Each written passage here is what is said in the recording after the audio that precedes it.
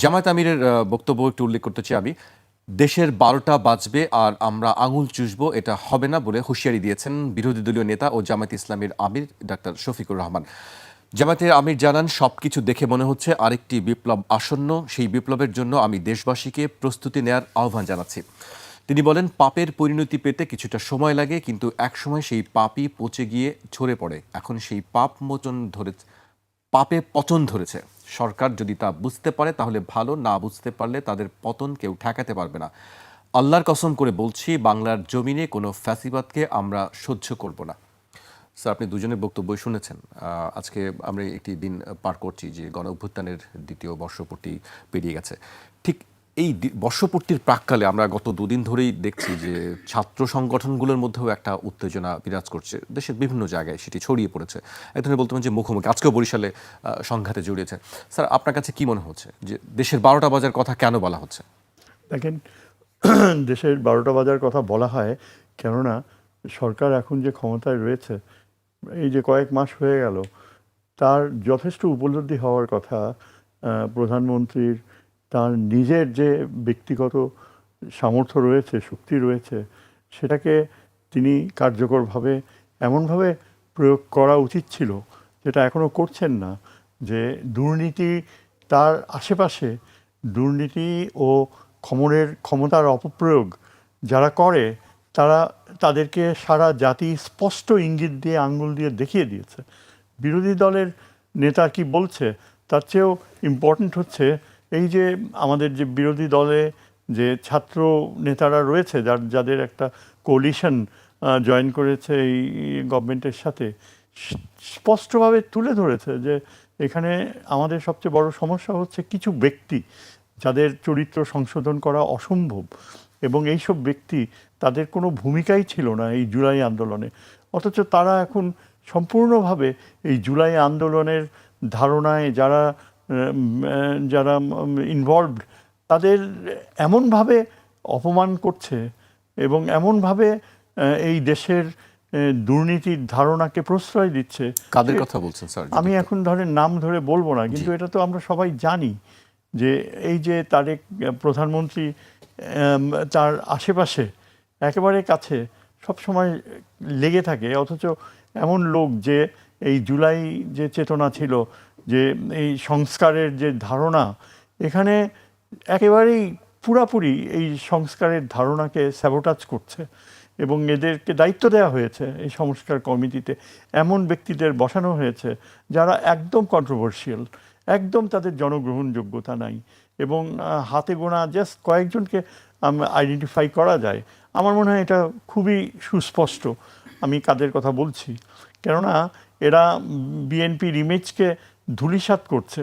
এদের যেখানে বিএনপিতে ত্যাগী নেতা ছিল, যারা দীর্ঘ সময় এই 16 বছরে প্রচুর মূল্য দিয়েছে, তাদের বেশ কিছু নেতাকে এখনও কিন্তু স্বীকৃতি দেওয়া হয়নি, গ্রহণযোগ্য করা হয়নি। এটা একেবারেই এই বিএনপির ঊর্ধ্বতম প্রধানমন্ত্রীর আশেপাশের যে কয়েকজন রয়েছে, এদের জীবনের এরা এমন একটা পর্যায়ে চলে আসছে যারা একেবারে এক্সপোজড, এবং এরা এক্সপোজড হবে আগামীতে। এই যে এস আলমের যে বিশাল দুর্নীতি, শত শত কোটি টাকা লুট করেছে, সেই এস আলমকে কারা রিহ্যাবিলিট করতে চেষ্টা করছে? কারা এস আলমের এই সম্পদকে ব্যবহার করে বিএনপির ইমেজকে ধ্বংস করছে? এই এস আলমকে যেখানে তাকে কারারুদ্ধ করে তার সমস্ত সম্পদ করা উচিত, জব্দ করা উচিত, সেটা না করে এখন দেখা যাচ্ছে যে এই লোককে ব্যাংকগুলায় নাকি আবার রিহ্যাবিলিটেট করার প্রক্রিয়া চলছে। ভাগ্যিস বিরোধী দল এগুলো এক্সপোজ করে দিয়েছে। আমি তো মনে করি এখন দেশের সবচেয়ে উৎকৃষ্ট শক্তি হচ্ছে আমাদের যে এই যারা এখন ছাত্র নেতৃত্ব, যারা প্রচুর সাহস নিয়ে কথা বলছে, যে আমাদের সাথে তাদের একটা সম্পর্ক গড়ে তুলতে হয়েছে যাতে তারা একটা প্ল্যাটফর্ম পায় সংসদে কথা বলার, এবং কথা তারা বলছে, এমনভাবে বলছে যে এই নতুন প্রজন্মের ভবিষ্যতে তারা যে একটা রাজনীতি দেখতে চায়, জুলাই বিপ্লবের ফলে যে রাজনীতি আসার কথা, যে রাজনীতি এখনও গড়ে ওঠেনি, সেটা যেন গড়ে ওঠে, তার পক্ষে কথা বলছে। আমার মনে হয় প্রধানমন্ত্রী এগুলোর থেকে বের হয়ে আসবে শিগগিরই। তিনি ক্যাবিনেট রিশাফল করবে, সেখানে আমরা জানি না কে রিশাফলড হবে। তবে জাতি যেটা চায়, যেটা বিএনপির আমার মনে হয় সিংহভাগ সদস্যরা যেটা আশা করে, তারা মনে করে যে জুলাই বিপ্লবকে সম্পূর্ণ শ্রদ্ধার চোখে দেখে জুলাই বিপ্লবের স্পিরিট অ্যান্ড লেটার সেটাকে ফলো করতে হবে। এবং এখানে যে যারা বাধা হয়ে দাঁড়াচ্ছে তারা কখনো প্রধানমন্ত্রীর শুভকাঙ্ক্ষী হতে পারে না। তারা এই যে চেষ্টা করেছিল ভারতের, আজকে যদি এই প্রধানমন্ত্রী যদি এত স্ট্রং অবস্থান না নিত, এই ভারতীয় যে নীতি, যে এই যে শেখ হাসিনাকে প্রশ্রয় দিয়ে রাখছে, এবং যেটা অ্যাটর্নি জেনারেল বলেছে যে সাথে সাথেই ঢাকায় আসলে এই অবৈধ প্রধানমন্ত্রীকে অ্যারেস্ট করা হবে, এবং যেখানে সবচেয়ে বড় বাধা হচ্ছে ভারত সরাসরি তার কূটনীতিতে আমরা দেখতে পাচ্ছি আজকের এই জুলাই বিপ্লবকে ভারত রিজেক্ট করে।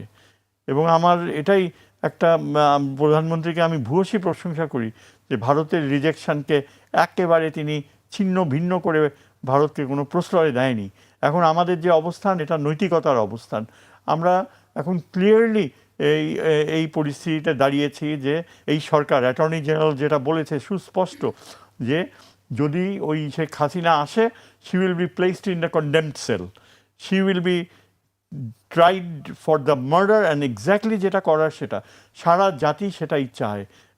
ওই একটা মাফিয়া দল ছাড়া, ওই মাফিয়া দল তো কোনো রাজনৈতিক দল না। আমাদের সরকারের এই তথ্যমন্ত্রী নিজেই বলেছে যে এটা একটা মাফিয়া, একে রাজনৈতিক দল বলা যায় না। এই অবস্থান নেওয়াটা খুবই জরুরি ছিল, খুবই প্রয়োজনীয় ছিল। তবে আমার মনে হয়, আমি যেটা আগে প্রথমেই বললাম, বিএনপির ভিতরে যারা এখন এই যে দেশের যে জুলাই সনদকে নিয়ে যারা রাজনীতি করতে চাচ্ছে, যারা জুলাই সনদকে একটা বিএনপির জন্য বার্গেনিং করছে, তারা কিন্তু ফ্যাসিজমের দিকেই বিএনপিকে ঠেলে দিতে চায়। তারা কিন্তু এমন কিছু সংশোধন শব্দটা তারা বাধ্য হয়ে চাপের মুখে বাদ দিয়ে এখন বলছে সংস্কার। কিন্তু সংস্কার করতে হলে একেবারে সমতার ভিত্তিতে যারা বিরোধী দলে রয়েছে তাদের অংশগ্রহণ অপরিহার্য। এখানে এমন কিছু অপরচুনিস্ট ভিতরে ঢুকেছে, যাদের ক্লিন রেকর্ড নেই, যাদের যে রাজনীতি, যাদের ধারাবাহিক এই উত্তরাধিকার সূত্রে রাজনীতি, সেখানে ব্যাপক দুর্নীতির ছাপ রয়েছে। তারা কেন বসবে এই সংস্কারের কমিটিতে? তারা কেন থাকবে? কেন এস আলমের যে মেইন প্যাট্রন, সে এই সংস্কারের ধারণাকে করবে? সমস্ত জাতি ঘৃণা ভরে তাকে রিজেক্ট করছে, অথচ সে ছাড়তে চায় না। তো আমি বলবো যে অপোজিশন লিডার যে কথাগুলো বলেছে সেটা কিন্তু কনস্ট্রাকটিভ, এবং প্রধানমন্ত্রীর উচিত হবে এই কনস্ট্রাকটিভ। আমি আজকে খুবই আনন্দিত হয়েছি যে আমাদের সম্মানিত চিফ কেয়ারটেকার গভর্নমেন্ট, তিনি প্রধানমন্ত্রীর পাশে স্থান পেয়েছিলেন আজকের এই যে আমরা গণভবনকে যে জাদুঘরে পরিণত করা হয়েছে, এবং তিনি একজন বড় আর্কিটেক্ট, এবং প্রধানমন্ত্রী যে তাকে পাশে বসিয়েছে, তাকে যে যোগ্য সম্মান দিয়েছে, এটা প্রধানমন্ত্রীর আত্মা, তার যে বিবেক, সেটা আমি বুঝতে পারি যে তার বিবেক ঠিক জায়গায় রয়েছে, এবং তার বিবেকের প্রতিফলন এমনভাবে আগামীতে ঘটবে যারা দুষ্ট তাদেরকে যেন পরিহার করতে পারে। স্যার বক্তব্য আমরা শুনছিলাম, মনে হচ্ছে স্যারের ক্লাস আমরা আছি। স্যারের কাছে আমি আবারও আসবো, আমি কামাল ভাইয়ের কাছে আসতে চাই। কামাল ভাই, আমি যদি জামায়াতে আমিরের বক্তব্যটি বলি, তিনি বলছেন যে সব কিছু দেখে মনে হচ্ছে আরেকটি বিপ্লব আসন্ন। মানে 2 বছরের মাথায় কেন এই ধরনের কথা বলতে হয় যে আরেকটি বিপ্লব আসন্ন? আপনার কাছে কি মনে হয়? ধন্যবাদ আপনাকে। তিনি তার একটা আশঙ্কার কথা বলেছেন, রাজনৈতিক বক্তব্য অবশ্যই সেটা, এবং সেটা এক ধরনের সতর্কবার্তা। এইভাবে যদি আমরা নেই, খুব নিন্দা করার কিছু থাকে না। আবার যদি এটাকে নেতিবাচকভাবে নেই যে মাত্র 2 বছরের মধ্যে এসব বিপ্লবের কথা শুনতে হয় কেন আবার? স্যার আন্তর্জাতিক বিষয়াদি নিয়ে বাংলাদেশের একজন তারকা ব্যক্তিত্ব, আমাদের সৌভাগ্য যে আমরা স্পষ্ট কথা বলার লোকজন কিন্তু ইদানিং পাই না, অথবা পাই মনে মনে একটা লালন করেন, ধারণ করেন আরেকটা, চর্চা করেন গিয়ে আরেকটা, আবার মুখে বলেন আরেকটা। স্যার বরাবরই যে বিশ্বাসটা তিনি স্পষ্ট করে বলেন। তো আপনি যে বলেছেন 12টা বাজবে কেন, ওই 12টা বাজার অন্যতম এক কারণ হচ্ছে স্পষ্ট কথা বলার লোকও আমাদের সমাজে এখন কিন্তু নেই বললেই চলে, নির্মোহভাবে। তো ওই ক্ষেত্রে আপনাকে ধন্যবাদ। স্যারের প্রতি তো শ্রদ্ধা আছেই, যে আমি কিন্তু খুব মনোযোগ দিয়ে শুনেছি স্যারের কথাগুলো। এখন সমান্তরালে স্যার কিন্তু সরকারের মঙ্গল কামনা করেছেন। সমান্তরালে বিরোধী দল যে সতর্ক করছে সরকারকে, সেটাকেও ইতিবাচকভাবে নিয়েছেন। আমরা এইভাবে নিতে পারি না, কিন্তু আমরা একটা ব্যবধান তৈরি করে ফেলি, যে কোনো বিষয় নিয়ে আমরা ব্যবধান তৈরি করে ফেলি। প্রধানমন্ত্রী তো যথার্থ বলেছেন যে ইস্যু তৈরি করার অপচেষ্টা আছে, পরিস্থিতিকে গোলমাল বাঁধানোর। ইস্যু তৈরি করার কোনো দরকার নাই তো, আমরা তো ইস্যুর বারুদের মধ্যে আছি এখনো। আমরা যদি আবেগ কাতর হই, যে দিনটা মাত্র পার হলাম এই কিছুক্ষণ আগে, আবেগ কাতর হলে সেটার নাম ৩৬ জুলাই, আবার বাস্তবতার নিরিখে ৫ আগস্ট। তো এইরকম একটা দিনে আমিও ইতিবাচকভাবে নিতে চাই যে প্রধানমন্ত্রী একটা বিষয়কে অ্যাড্রেস করেছেন, যে কেউ যেন বাড়তি ইস্যু তৈরি করে পরিস্থিতি ঘোলাটে না করেন, অর্থাৎ তার কাছে নিশ্চয়ই কিছু মেসেজ আছে। একইভাবে যখন বিরোধী দলীয় নেতা কিছু সতর্ক করেছেন, সতর্ক করারও দরকার আছে। স্যার কিন্তু কয়েকটা বিষয় স্পষ্ট বলেছেন, এভাবে কেউ বলতে চান না। দোষারোপ কিন্তু একে অপরকে করছেন। সেটাও তো দোষারোপ করা অর্থ তো সতর্ক করা। কারণ বাংলাদেশের রাজনীতিতে আমরা যে শেখ হাসিনাকে স্বৈরাচার বলে দিচ্ছি তিনি স্বৈরাচার, কিন্তু তাকে স্বৈরাচার বা ফ্যাসিস্ট করার পেছনে যে বন্দনা ছিল, প্রশংসা ছিল তখনকার বিরোধী দলের, আমাদের কিন্তু এগুলো মনে আছে। আওয়ামী লীগের নেতারা শেখ হাসিনার এত প্রশংসা করেন নাই, তখনকার বিরোধী দল দিনভর যেভাবে প্রধানমন্ত্রীর ওই শেখ হাসিনার প্রশংসা করতেন। সেই ক্ষেত্রে আমি এখন যেটা বললাম এটা আংশিক হয়ে যায়। আমাদের এই গণমাধ্যম থেকেও আমরা কিন্তু কম করিনি, যাচ্ছে তাই প্রশংসা আর বন্দনা স্তুতি গাওয়ার মধ্যে ছিলাম। এগুলোর যোগফল কিন্তু তাকে ফেসিস্ট হতে আরো সমৃদ্ধ করেছে। তো সেই দৃষ্টিভঙ্গি থেকে আপনি ভাবলে আজকের বিরোধী দল সরকারকে সতর্ক করেছে। তো কিন্তু আফসোসের বিষয় যে এই জায়গাটা, সরকারের দিক থেকে আহ্বান জানানো হচ্ছে, তার মানে সতর্ক আছে, বিরোধী দল থেকেও সতর্ক করা হচ্ছে। এর মধ্য দিয়ে আমরা দেখলাম যে এক শনি ঘুরছে, বৃহত্তর সিলেট দিয়ে ঘুরতে ঘুরতে ঢাকায় চলে আসলো শনিটা, ঢাকা থেকে চলে গেল বরিশাল অঞ্চলের দিকে। তাও আবার কোন সময়টায়? যখন জুলাই অত্যন্ত প্রাসঙ্গিক, একটা বর্ষপূর্তির সময়ে এগুলো কিন্তু বাজে বার্তা দিচ্ছে।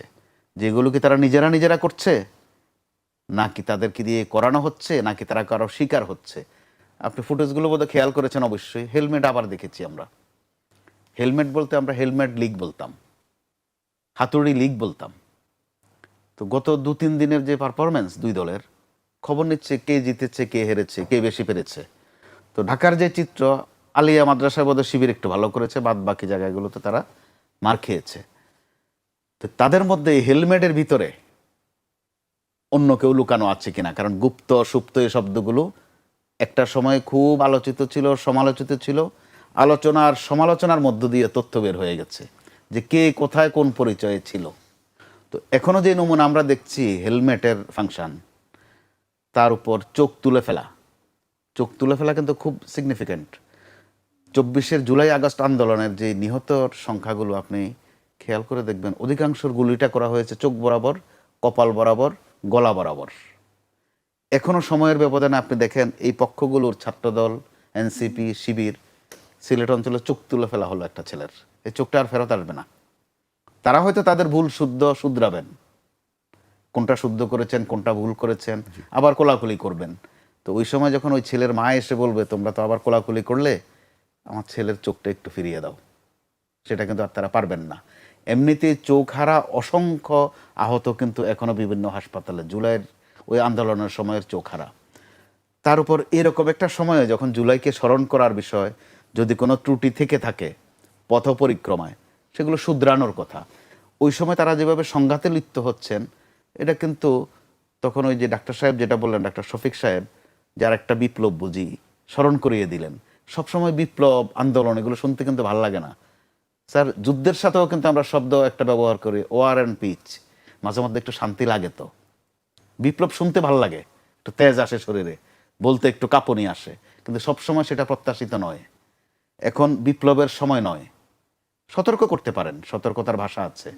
দুই দলেই কিন্তু বুঝবান লোক আছেন। স্যার যেভাবে স্পষ্ট করে বেশ কিছু ইঙ্গিত দিয়েছেন, এগুলো যদি সরকারি দলের লোকজন শোনেন মনোযোগ দিয়ে, এখানে দুইটা বিষয় আছে। শুনলে রাগ করার লোকজনও পাবেন, অসংখ্য লোকজন পাবেন যে স্যার এই সময় এসে এগুলো কি বলে। এগুলো কিন্তু 10 কথার এক কথাই বলে দিয়েছেন। আবার কেউ কেউ এখান থেকে তথ্য নিতে পারেন নিজেকে সমৃদ্ধ করার জন্য। কোনটা তারা নেবেন এটা তাদের বিষয়, কিন্তু এগুলো করতে গিয়ে তারা কিন্তু আমাদেরকে একটা 12টা বাজানোর দিকে নিচ্ছেন। এখানে মনে রাখতে হবে 12টা যখন বাজাবেন, বাজনা তুলবেন, ওই বাজনার মধ্যে তাল থাকে, লয় থাকে, আবার 12টার পর কিন্তু একটা বেজে যায়, অর্থাৎ কিছু একটা হয়ে যায়। তো সেই জায়গা থেকে তারা নিশ্চয়ই উপলব্ধি করবেন যে 12টার এই মোহনার মধ্যে তারা কিছু একটার মধ্যে আবার পড়ছেন কিনা অথবা পড়তে যাচ্ছেন কিনা। জি, কামাল ভাই, আপনার কাছে আসবো। আমি স্যারের কাছে আসতে চাই। স্যার, ছাত্রদের মধ্যে, ছাত্র সংগঠনগুলোর মধ্যে যে সংঘাতটা আবার জড়িয়ে পড়েছে আমরা দেখছি সম্প্রতি, আপনার কাছে কি মনে হয়, কারণ কি? এটি কি শুধু আধিপত্যের কারণে, নাকি আসলে এটির সঙ্গে আরো অন্য কোনো সম্পর্ক আছে বলে আপনার মনে হয়? নিশ্চয়ই এমন কোনো অন্য কিছু সম্পর্ক রয়েছে যেটা দুরূহ এবং যেটা সম্পর্কে আমরা এখনো স্পেসিফিক্যালি জানি না। আমরা তো সবাই জানি যে এই দেশে সব কিছুই সম্ভব। এই দেশে আপনার গোয়েন্দা বাহিনী পর্যন্ত ব্যবহৃত হয় এই ধরনের একটা ডিভিশন ক্রিয়েট করার জন্য। বিভিন্ন ক্ষেত্রে অতীতে আমরা দেখেছি। আমরা এখনও বলতে পারি না যে আমাদের গোয়েন্দা বাহিনীগুলো কি এখন পরিচ্ছন্নতার পথে আছে কি না। আমরা তো আশা করব যে তারা আগেকার সেই এই ফ্যাসিস্ট আমলে যেভাবে ব্যবহৃত হয়েছে, এখন আর এই দেশে বিভাজন সৃষ্টি করার প্রক্রিয়ায় তারা যেন ব্যবহৃত না হয়। এরপরে আমার মনে হয় যেটা আমাদেরকে খুবই আক্রান্ত করে, ইয়ে করে, যে এখানে সবাই খুব সেন্সিটিভ এবং খুবই কশাসলি দেখছে যে এই সরকারের যে ছাত্র সংগঠনটি, ছাত্রদল, তাদের আচরণ কেমন, যার ফলে তারা বিভিন্ন শিক্ষা প্রতিষ্ঠানে নৈতিকতার সমর্থন পাবে কি না। তাদেরকে একটা জিনিস কিন্তু তাদের মনে রাখতে হবে যে ছাত্রলীগের সময় ছাত্রলীগ একচেটিয়াভাবে তাদের মূল্যবোধকে চাপিয়ে দিয়েছে, কেউ মুখ খুলতে পারতো না, যার ফলে এই এক্সপ্লোশনটা ঘটেছে গত জুলাইয়ে, যে একেবারে স্বতঃস্ফূর্তভাবে সাধারণ ছাত্ররা প্রত্যেকটা বিশ্ববিদ্যালয়ে তাদের যে ভোটিং রাইট প্রয়োগ করেছে। একটা অভূতপূর্ব আনএক্সপেক্টেড বাস্তবতা যে যেই সংগঠনটিকে বলা হয় যে স্বাধীনতার পক্ষের শক্তি, বিপক্ষের শক্তি 71-এ, তারাই একেবারে সুইপ করে চলে আসলো সমস্ত বিশ্ব পাবলিক ইউনিভার্সিটিগুলোতে, এমনকি প্রাইভেট ইউনিভার্সিটিগুলোতেও। এটার ইঙ্গিত কি? এটার ইঙ্গিত হচ্ছে যে সাধারণ ছাত্ররা কিন্তু মূল্যবোধকে প্রাধান্য দেয়। আপনি 71-এর কথা বলবেন, আপনি 71-এর ধারণার কথা বলবেন, অথচ কাজের বেলায় আপনার সামান্য সহনশীলতা থাকবে না। আজকে ওই পর্যায়ে আমরা যাওয়ার কালো মেঘ দেখতে পাচ্ছি যে এই যে সরকারি দলের সংগঠনটি, তাদেরকে বারবার চিন্তা করতে হবে যে সাধারণভাবে তারা যদি লাঠিসোঁটা নিয়ে, রামদাও নিয়ে তারা বের হয়, আমরা মিডিয়াতে এটা বারবার দেখতে পাচ্ছি। এখন তো আবার আপনার মিডিয়া শুধু তাৎক্ষণিক না, কয়েকদিন পরে আপনি বারবার রিপিট করে ওই পডকাস্টগুলোতে দেখতে পান যে কি হচ্ছে না হচ্ছে। এগুলো সব কিন্তু দর্শন করছে সাধারণ জনগণ, কোটি কোটি মানুষ। এবং এটা অত্যন্ত দুশ্চিন্তার বিষয় যে আমি নিজেই দুশ্চিন্তাগ্রস্ত বোধ করি যে সরকারের যে ছাত্রদল, তারা কি সাধারণ ছাত্রদের কাছে এমন কিছু করছে যে তারা গ্রহণযোগ্যতা হারাবে। সেটা যদি হয় তাহলে কিন্তু তাদের জন্য এটা একটা বড় অশনির সংকেত। তখনই তারা যাদেরকে রাইভাল মনে করে, যাদেরকে এই যে একদিকে ছাত্র শিবির, আবার অপর দিকে যে ছাত্রদের যে পলিটিক্যাল পার্টি যারা জামাতের সাথে কোলিশনে রয়েছে, পার্লামেন্টে রয়েছে, এদের প্রতি তখন কিন্তু সাধারণ ছাত্ররা বাধ্য হয়ে ঝুঁকে পড়বে। এবং এভাবেই কিন্তু নতুন করে দেশে একটা আগুন জ্বলার, স্পার্ক হওয়ার পরিস্থিতি সৃষ্টি হয়। এখন কিন্তু আমরা তার পূর্বাভাস দেখতে পাচ্ছি যে আমরা তো সবাই জানি যে কিভাবে এই যে বিভিন্ন বিশ্ববিদ্যালয়গুলোতে এখন হঠাৎ করে ছাত্র দলের সাথে সংঘাত হচ্ছে ছাত্র শিবিরের, আর অন্য যে ছাত্র সংগঠনটি বিরোধী দলে রয়েছে তাদের প্রতি তো একেবারে সাপে নিউলি সম্পর্ক। এটা তো তাদেরকে কিভাবে করবে, এটা অনেক কঠিন কাজ। কারণ হ্যাবিচুয়াল পারফরমেন্স, এই যে ছাত্রলীগ যে মূল্যবোধ সৃষ্টি করে গিয়েছে, চরমভাবে মাফিয়া স্টাইলে তারা কন্ট্রোল করত, এই মূল্যবোধকে কপি করার একটা বড় প্রবণতা থাকাটা অস্বাভাবিক না। কারণ এই যে ছাত্রদল, ওরা এখন ক্ষমতাশীল দলের অঙ্গ। তারা মনে করে যে পুলিশ, আইন প্রয়োগকারী সংস্থা সব কিছু রয়েছে তাদের পাশে। আনফর্চুনেটলি এখানে যে আইন প্রয়োগকারী সংস্থার দায়িত্বে যিনি থাকবেন, তিনি সরকারের একজন সাধারণ মানুষের এবং সরকারের যে প্রধানমন্ত্রীর অত্যন্ত আস্থাভাজন কার্যকর অর্থে হবে, এটা আমরা দেখতে চাই। প্রধানমন্ত্রী যাকে এই আপনার কি যে বলে এই পোস্টটা স্বরাষ্ট্রমন্ত্রী করবে, প্রধানমন্ত্রীর চয়েস যেন এমন না হয় যে জনগণের চয়েসের সাথে সেটা মিলছে না।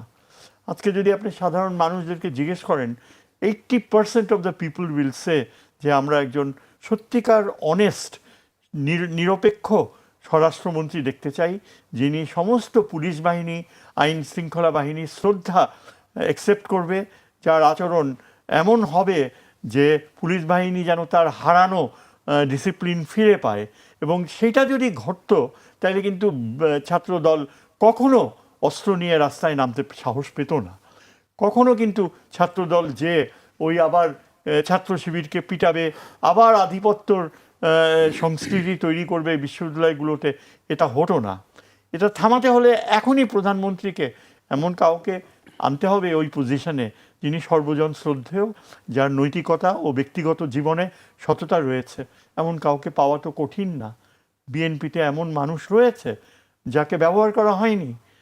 আমি তো মনে করি যে সেরকম কিছু আমার নির্দেশে আমি বলতে পারি। যেমন বিএনপির একজন সিনিয়র নেতা হচ্ছে ডক্টর মঈন খান, যার কথা ভাষানো হচ্ছে। মঈন খান একজন অত্যন্ত সম্মানজনক শিক্ষাবিদ, তার ব্যক্তিগত জীবনে তিনি অনেস্ট, তিনি খুব সহজে রিপ্লেস করতে পারে, স্বরাষ্ট্রমন্ত্রীর দায়িত্ব তিনি নিতে পারে, এবং আমার মনে হয় সাধারণ মানুষ তার প্রতি আস্থা রাখবে। আমি একজনের নাম এমনি সাজেস্ট করলাম, কিন্তু এরকম কাউকে ওই পজিশনে থাকতে হবে যার ব্যাপারে কোনো কন্ট্রোভার্সি নাই। না হলে এই যে আগুন জ্বলে উঠছে, আগুন স্পার্ক আমরা দেখতে পাচ্ছি, এই স্পার্ক কিন্তু কিসের রূপ নেয় কেউ বলতে পারে না।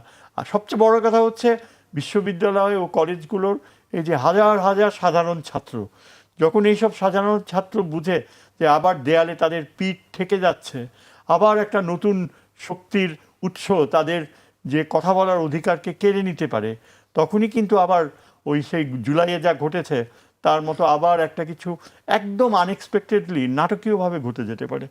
এটা অসম্ভব কিছু না। কামাল ভাই, আমি যদি একজন নিরপেক্ষ জায়গা বা সাংবাদিক হিসেবে আমি আপনার কাছে জানতে চাই যে আসলে গত 2 বছরে আপনি কি দেখলেন আসলে? ধন্যবাদ আপনাকে, এটা গুরুত্বপূর্ণ প্রশ্ন। 2 বছরে ডক্টর ইউনূসের সময়টা একভাবে দেখেছি, আর গত 6 মাস আরেকভাবে দেখছি। তো এখানে খুব প্রাসঙ্গিক স্যার যেটা বলছিলেন, ছাত্রদল শুধু একটা সংগঠন নয়, একটা ফ্যাক্টর কিন্তু এই সময়ে বাংলাদেশের জন্য সাবজেক্ট। কেন? যেহেতু ছাত্রলীগ এই ধরনের কাণ্ডকীর্তি করে গেছে, জুলাইকে যখন আমরা আলোচনা করতে যাব, নানান ঘটনা সামনে আসবে, ওখানে মোটা দাগে ছাত্রলীগ নামে একটি সংগঠন আসে। আপনার বোধহয় মনে থাকার কথা, তখনকার যিনি আওয়ামী লীগের সাধারণ সম্পাদক ছিলেন, প্রতিদিনে ওনাকে নিয়ে আমাদের হেডলাইন করতে হতো, ওনার খিঁচুনি দেখাতে হতো। একটা পর্যায়ে তিনি বলেছিলেন যে এইসব ছাত্রদেরকে দমাতে আমাদের ছাত্রলীগে যথেষ্ট। খেয়াল করেন কথার ওজন কোন জায়গায়। এগুলো মানুষ ভালোভাবে নেয়নি। তো ছাত্রদলের কথা বলছি এই কারণে, ছাত্রদলের মধ্যে মানুষ ছাত্রলীগের ছায়া দেখতে চায় না। তো আবার কে ছাত্রদল, কে ছাত্রলীগ, কে ছাত্র শিবির, তাদের কিন্তু কোনো ড্রেস কোড নাই যে ড্রেস দেখে বুঝে নেব যে কে কি। লীগ আসছে কোত্থেকে এখন এখানে? আসছে তো অনিবার্যভাবে, পারিপার্শ্বিকতায়, সার্কামস্ট্যান্সে আমরা কিন্তু নমুনা দেখছি। লীগ তো একটা নাম, বেসিক্যালি একটা আচরণ। কিন্তু তারা এখানে ওখানে আছে, এইটা নিয়ে আমরা কিন্তু পাল্টা বক্তব্য 2 দলের থেকেই অনেকবার শুনেছি যে এখানে ওরা পাত্তা দিচ্ছে, ওরা পাত্তা দিচ্ছে, তারা নিয়ে আসছে। অর্থাৎ তারা পাত্তা পেয়ে যাচ্ছে, এটা হচ্ছে সঠিক তথ্য। এখন কে বেশি দিচ্ছে, কে কম দিচ্ছে, কে কাকে মোকাবেলা করার জন্য কাকে হায়ার করছে, এগুলো হয়তো কিছুদিন পরে আমরা নামধাম সহ জানবো, হয়তো ফুটেজও দেখবো, কারণ এই অভিজ্ঞতা আমাদের আছে। তো তো এখন যে সংঘাতগুলো হচ্ছে, সংঘাতের কিছু উসিলা লাগে কিন্তু কখনো কখনো, যে হয়তো সামনে একটা নির্বাচন আছে। সচরাচর নির্বাচনটাকে আমরা দেখি, হোক এটা জাতীয় সংসদ নির্বাচন, হোক ছাত্র সংসদ নির্বাচন, স্থানীয় নির্বাচন, ইমিডিয়েটলি ওই ধরনের কিছু নাই। কি নিয়ে হয়? আপনি সিলেটের অঞ্চলটা দেখেন, যেটা শুরু হলো উৎপত্তি মৌলভীবাজার থেকে সিলেট পর্যন্ত, হবিগঞ্জ সহ। কি নিয়ে শুরু হলো? কয়েকটা মন্তব্য নিয়ে, কয়েকটা কটু কথা নিয়ে। আবার ঢাকায়ও কিন্তু আমরা দেখলাম যে মুখের কাজ যত না হচ্ছে, অর্থাৎ গালিগালাজ, হাতের কাজ বেশি হয়ে যাচ্ছে, অর্থাৎ মারামারি। এগুলো তো বাজে বার্তা দিচ্ছে। মারার স্টাইল দেখেও তো নমুনা বুঝি আমরা। হেলমেট দেখলেও তো কিছু একটা বুঝে নিতে পারি।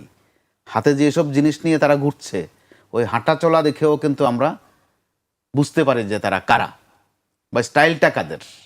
তারা কারা যদি নাও বুঝতে পারি যে তাদের স্টাইলটা কাদের, ঢংটা কাদের। তো ছাত্রদল প্রশ্নে একটা কথা না বললেই নয়। ছাত্রদলকে বলা হতো এক সময় যে বিএনপির প্রাণ শক্তি, নিউক্লিয়াস পাওয়ার। আপনার তো বোধহয় নিশ্চয়ই মনে আছে 91-তে বিএনপি ক্ষমতায় আসবে, এটা কিন্তু খুব একটা আলোচনায় ছিল না। আওয়ামী লীগ তো ক্ষমতায় এসেই গেছে, শুধু তাদের পোর্টফোলিও ভাগ করাটা বাকি। তারপর ওটা বাজারে ছড়ে গেছে যে কে কি হচ্ছেন। 91-তে বিএনপির ক্ষমতায় আসার পেছনে ছাত্রদলের সৌন্দর্য কিন্তু কাজ করেছিল, ছাত্রদলের শক্তি কাজ করেছিল। পরবর্তীতে ছাত্রদল কিন্তু বিএনপিকে অনেক ভুগিয়েছে, নিজেরাও তারা সংঘাত করেছে, অনেক ক্লাশ পড়েছে তাদের। এই গত আন্দোলনেও ছাত্রদলের কিন্তু একটা ব্যাপক ভূমিকা, যেটা পরবর্তীতে আমরা একটু একটু করে জেনেছি, যেখানে যিনি আজকের প্রধানমন্ত্রী তার একটা সম্পৃক্ততা ছিল, বুদ্ধি পরামর্শ দেয়া। এবং বিশেষ করে 2, 3, 4 আগস্ট যে কোটা সংস্কার বিরোধী ছাত্রদের সাথে মিলেমিশে কাজ করা, এটা কিন্তু এক মুন্সিয়ানার পরিচয় ছিল। কিন্তু আমরা নির্বাচনের পর থেকে বিশেষ করে যেটা দেখছি, তাদের মধ্যে সংঘাতের মাত্রাটা, আক্রমণের মাত্রাটা, অন্তত অরালি যেটা করে, মুখে যেই শব্দগুলো উচ্চারণ করে, ওই সম্প্রীতিটা আর নেই।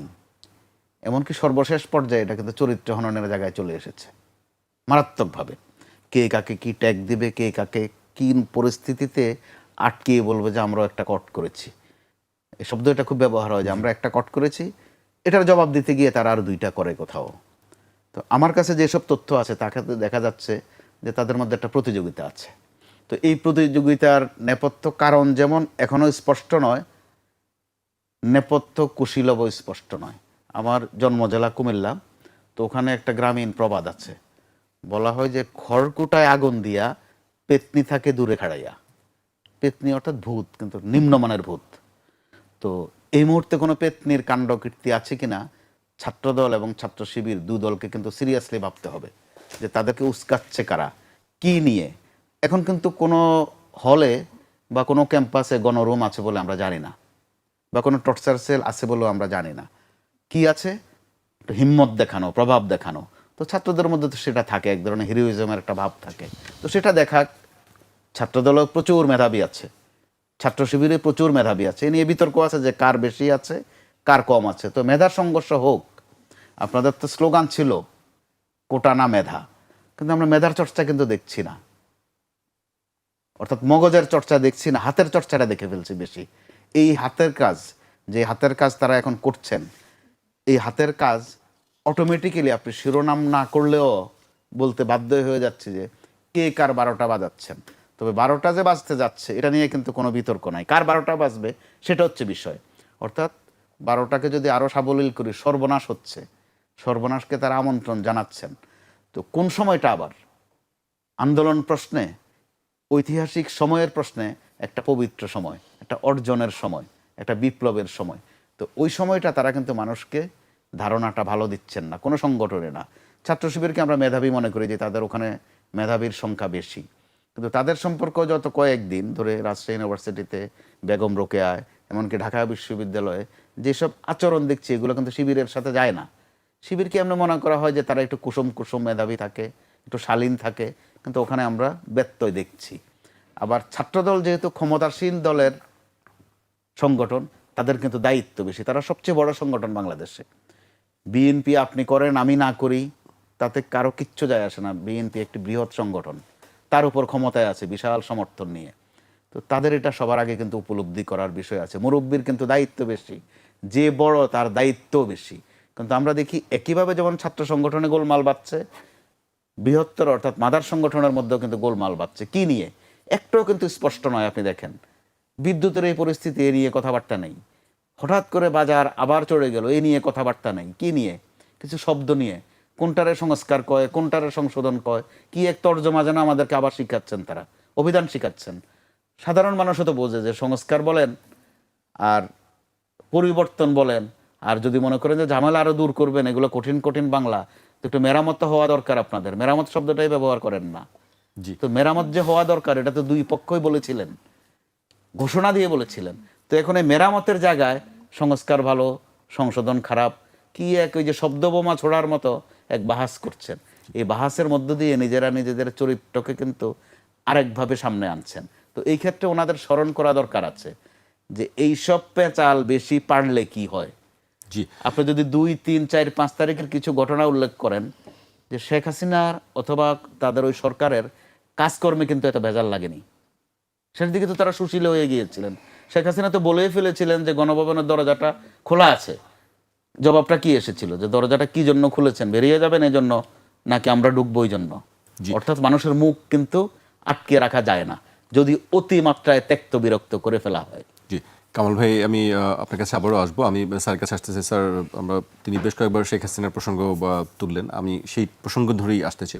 আমরা দেখেছি যে তার বক্তব্য প্রচার নিয়ে সরকারের পক্ষ থেকে একটি বক্তব্য দেওয়া হয়েছে এবং এর পাল্টা ভারত থেকে বলা হয়েছে যে শেখ হাসিনার বক্তব্যের ব্যাপারে ভারতের কোনো কিছু করার নেই বা এই বিষয়ে তারা কিছু জানেন না। আমরা সম্প্রতি যে সফর নিয়ে আপনার সাথে কথা হচ্ছিল স্যার, যে সার্জিও গোরের সফর নিয়েও অনেক আলোচনা আছে রাজনীতিতে এবং কূটনৈতিক মহলেও এটি নিয়ে পক্ষ বিপক্ষে কথা চলছে। আপনি স্যার কিভাবে দেখছেন আসলে সার্জিও গোরের এই আলোচনাটা? আমরা জানি যে মার্কিন একজন কর্মকর্তা এই মুহূর্তে বাংলাদেশ সফর করছেন। ধন্যবাদ। প্রথমে হাসিনার প্রসঙ্গটা আপনি মেনশন করলেন।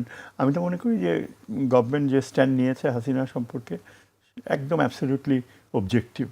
শি উইল, ইন্ডিয়ান হাই কমিশনারকে অলমোস্ট ওয়ার্নিং দেওয়া হয়েছে যে আপনারা কোনোভাবেই ইন্ডিয়া যেন এটাকে হাসিনার জন্য একটা প্ল্যাটফর্ম, পলিটিক্যাল প্ল্যাটফর্ম হিসেবে ব্যবহার না করে। এটা ইন্ডিয়া অনেক আগেই আশ্বাস দিয়েছিল এবং সেটা কিন্তু আমাদের এই ফরেন পলিসি অ্যাডভাইজার রিমাইন্ড করেছে ইন্ডিয়ান হাই কমিশনারকে। এবং দিল্লি থেকে আপনি যে কথা বললেন যে ত্রিবেদী, ওই যে তাদের যে জয়সওয়াল, ভেরি ডুবিয়াস ক্যারেক্টার, অত্যন্ত ডাবল স্ট্যান্ডার্ড, সামান্যতম নৈতিকতাও নাই তার এক্সপ্রেশনে। এত মিথ্যাচার করে এই লোক, একে মানে স্বাভাবিক একটা মানুষ যে ধর্মের প্রতি শ্রদ্ধাশীল রয়েছে এটাই বলা যায় না।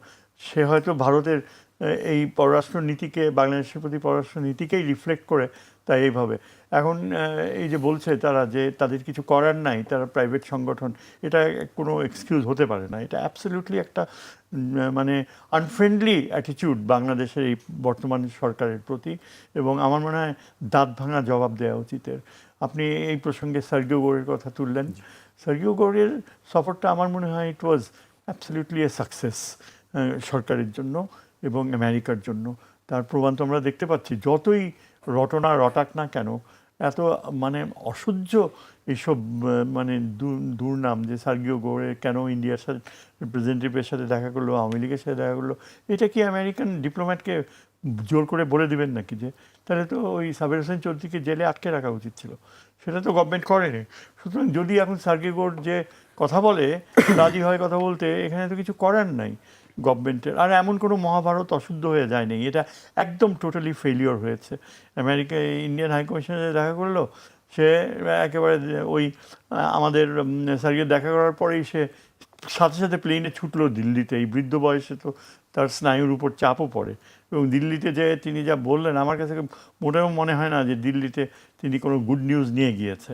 আমার তো ধারণা যে দিল্লিতে যে ওই যে cabinet committee on foreign policy, যেখানে নিজেই এই মোদি ছিল, তারপর তার defence minister, foreign minister, national security adviser, finance minister, এই কজন 4-5 জন ক্লোজ কমিটি ছিল সেখানে। যে আমার মনে হয় তো সার্জিও গোরের বাস্তবতা হচ্ছে যে সে ইন্ডিয়ান হাই কমিশনকে জানিয়ে দিয়েছে যে বাংলাদেশের সাথে আমেরিকার আলাদা এজেন্ডা রয়েছে, এবং ফরেন মিনিস্টারের সাথে যে আলোচনা হয়েছে এবং পররাষ্ট্রমন্ত্রী প্রাইম মিনিস্টারের সাথে যে আলোচনা হবে, এটা আমাদের মার্কিন যুক্তরাষ্ট্রের বাণিজ্য স্বার্থ নিয়েই আমরা আলোচনা করব। আপনাদের বিষয় তুলে ধরার সময়ও আমার নেই, আর সেটা আমাদেরও দায়িত্ব না।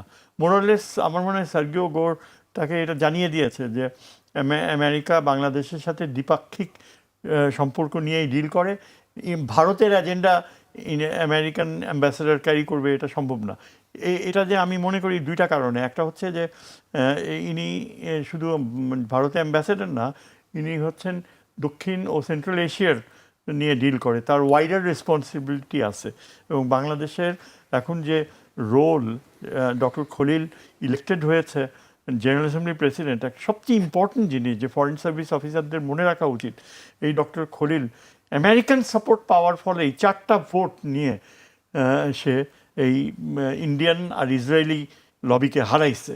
ইন্ডিয়া প্রাণপণ চেষ্টা করছে ইসরায়েলকে নিয়ে মার্কিন যুক্তরাষ্ট্রকে তার পক্ষে রাখার জন্য, ওই সাইপ্রাসের পক্ষে ভোট আনার জন্য। পুরা ইউরোপ সাইপ্রাসের পক্ষে ছিল, পুরা আপনার একটা গোষ্ঠী।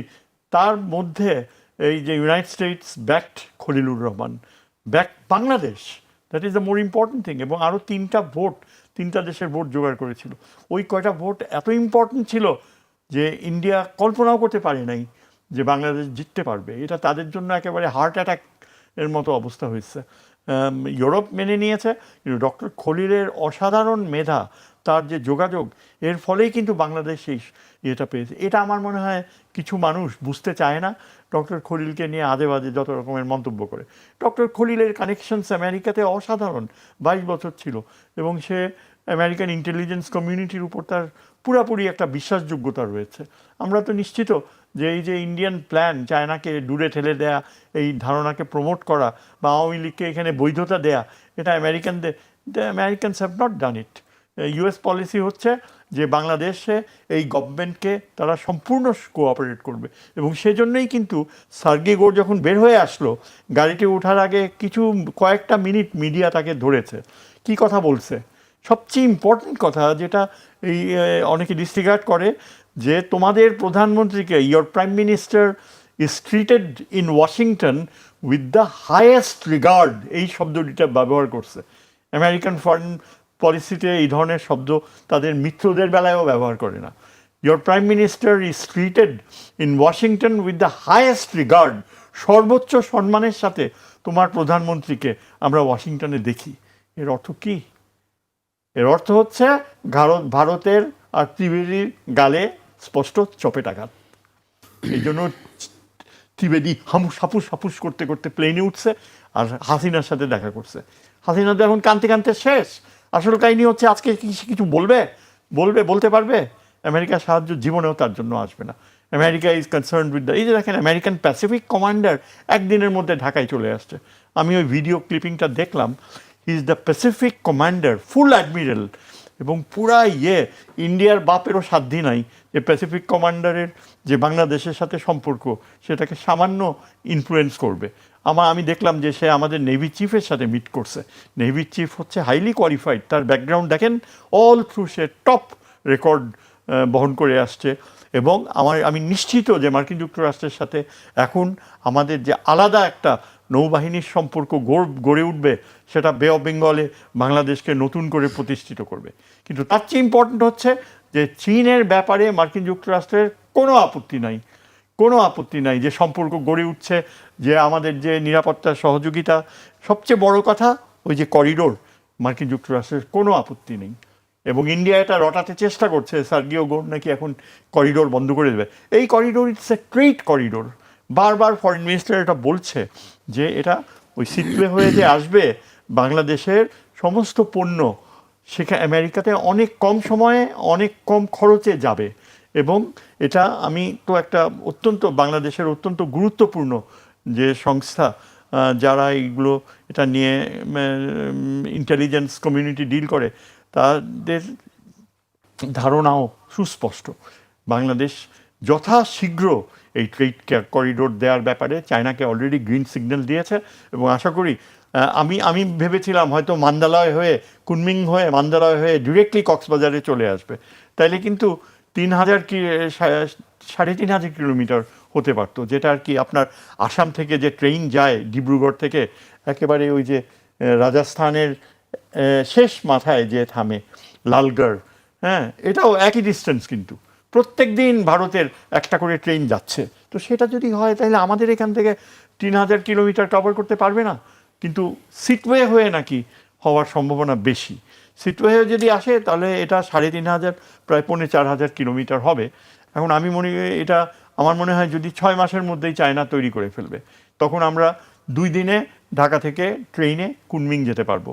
আমাদের মাল যাবে, চায়নার জিনিস আসবে, এবং চায়নার এই লাইন করার ফলে আমাদের বিশাল একটা ফরেন এক্সচেঞ্জ ইনকাম হবে আপনার পোর্টে। এইসব পজিটিভ অ্যাচিভমেন্ট, ডক্টর খলিলের পক্ষে এটা করা সম্ভব। কিন্তু কোনো দুর্বৃত্ত যদি নিজে ক্রেডিট নেওয়ার জন্য বলে এটা একেবারে শেষ করে দিল বাংলাদেশকে, doctor Khalil is an outstanding. সে যে ব্যালেন্স করতে পারছে, এই সময়টা এখন সবচেয়ে ক্রুশিয়াল পিরিয়ড আমাদের, সবচেয়ে ক্রুশিয়াল। কেননা আমরা এখন এই ট্রানজিশনে যাচ্ছি, ভারতকে পুরাপুরি প্রত্যাখ্যান করে আমরা চীনের সাথে যে সম্পর্ক করতে যাচ্ছি সেটা মার্কিন সমর্থন পাচ্ছে, এটাই হচ্ছে সত্যি কথা।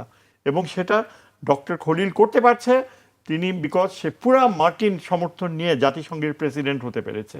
চীন এখন দেখেন চাইনিজ অ্যাম্বাসেডর ঢাকায় কত অ্যাক্টিভ, অসাধারণ। সে প্রত্যেক দিন সেমিনারে যাচ্ছে, বিসে যাচ্ছে। চায়নার সাথে আমাদের সাধারণ যে গভর্নেন্সের ব্যাপারে একটা সম্পর্ক গড়ে উঠছে। China is very satisfied with us. Sir BRICS নিয়ে কি বলবেন? ব্রিক্স নিয়ে কি বলবেন? ব্রিক্স এখন আমাদের ইমিডিয়েটলি কোনো প্রয়োজন নাই।